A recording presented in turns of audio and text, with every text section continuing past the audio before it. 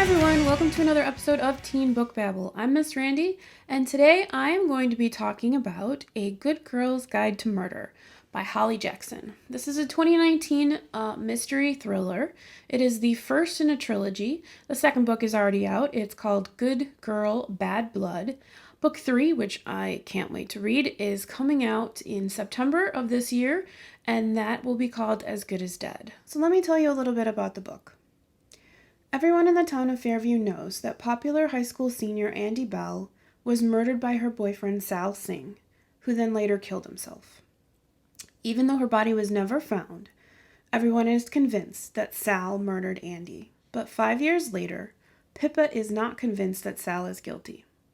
She has decided to conduct her own investigation as part of her senior project. She wants to find out what really happened to Andy Bell. And as she investigates, she uncovers dark secrets that may prove that Sal is innocent. Secrets that someone doesn't want getting out. Now Pip is in danger.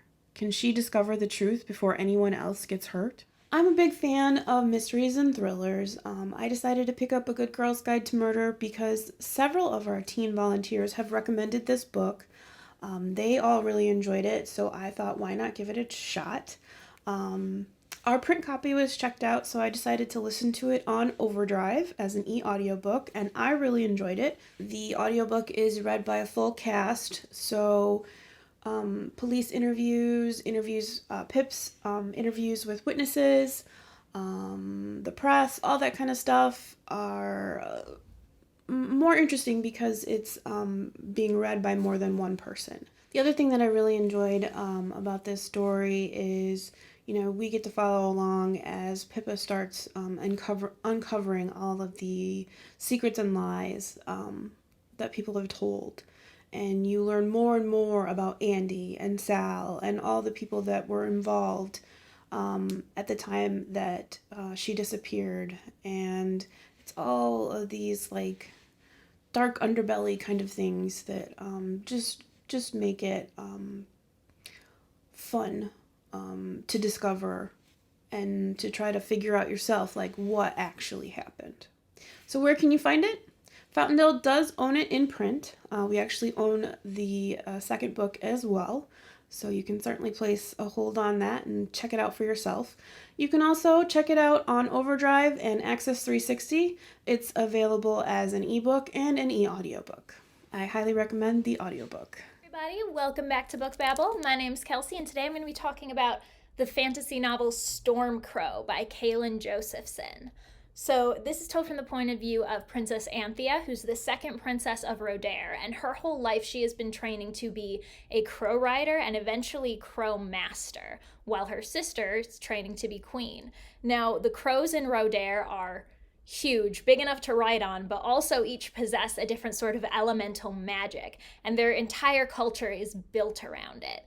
Now, on the high holiday in which Anthea's finally supposed to receive her own crow that she's going to be bonded with, one of the neighboring countries, Eleusia, that has slowly become more and more imperialistic, decides they're going to take that opportunity to make their move and absolutely wipe out all of the elemental crows. As well as Anthea and her sister Kalitsa's mother, the queen. Now this leaves Kalitsa as a young queen trying to figure things out, and Anthea with no direction. Her whole life has revolved around these crows, and they're gone. Now on the same day when she finds there might be a spark of hope, she discovers this Stormcrow egg hidden in a rookery. She also gets devastating news that her sister has been forced to buy time to engage her to the crown prince of the country that has been trying to wipe out their entire culture. Now, when she tells her sister about this Stormcrow egg, they hatch a plan.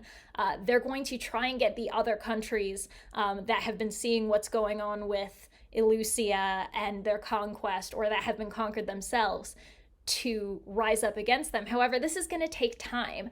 So Anthea's job is to continue on with the engagement, go into enemy territory, and she's got to take and smuggle this Stormcrow egg in with her, because the way the crow eggs are hatched, they know it has something to do with a ritual and that the queen always did it alone in secret. but she died before she could pass this secret on to her daughters.